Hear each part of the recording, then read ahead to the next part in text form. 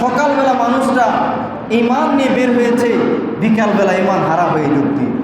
আল্লাহর প্রিয় হাবিব দয়ার নবীজি সাল্লাল্লাহু আলাইহি সাল্লাম বলেন, উম্মত কেমন হবে ওই সময়টা, অচিরেই তোমাদের এমন একটা সময় আসবে, এমন একটা যুগ আসবে, এমন একটা সময় আসবে। কেমন হবে সেই সময়?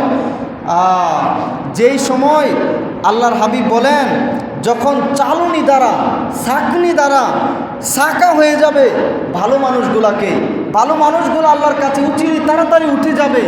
তখন সমাজের মধ্যে কতগুলা নিকৃষ্ট মানুষ সমাজের দায়িত্বে বসবে। নিকৃষ্ট কতগুলো মানুষ তোমাদের চারপাশে থাকবে, যাদের মধ্যে না থাকবে আমানতদারিতা, না থাকবে কথার মধ্যে কোনো ওয়াদা রক্ষা করার মন মানসিকতা, না থাকবে নেই বিচার থাকবে না, আমানতদারিতা থাকবে না। দেখবা মানুষ মানুষকে ছোটোখাটো কারণে প্রতারণা করতেছে, হত্যা করে ফেলতেছে, নাউযুবিল্লাহ। এমনকি মানুষের উপর নির্যাতন বেড়ে যাবে। নবীজি একটি আঙ্গুলকে আরেকটি আঙ্গুলের সাথে পেঁচিয়ে দেখিয়ে দিয়েছেন যে চতুর্দিকে শুধু ইখতিলাফ বাড়তে থাকবে, মতানৈক্য বাড়তে থাকবে।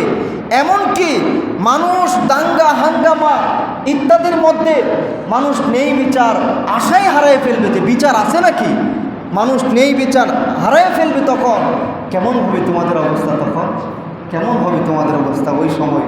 এমনকি আল্লাহর হাবিব বলেন, সকালবেলা মানুষরা ঈমান নিয়ে বের হয়েছে, বিকালবেলা ঈমান হারা হয়ে ঢুকবে। নাউযুবিল্লাহ। মানুষটা বিকালবেলা সন্ধ্যার সময় ঈমান নিয়ে বের হয়েছে, মানুষটা আবার পরবর্তীতে বাসায় ঢুকবে ঈমান হারা হয়ে। আল্লাহ আমাদেরকে হেফাজত করুক। আল্লাহর হাবিব বলতেন যে হাতের মধ্যে জ্বলন্ত আগুনের আংরা রাখা যতটুকু কষ্ট, ওই সময় ঈমান রাখা তার চেয়ে বেশি কষ্ট হবে। আল্লাহ আমাদের ঈমান নামক দৌলতকে ঠিক রাখার তৌফিক দান করুন। সবাই আরো জোরে বলুন আল্লাহুম্মা আমিন।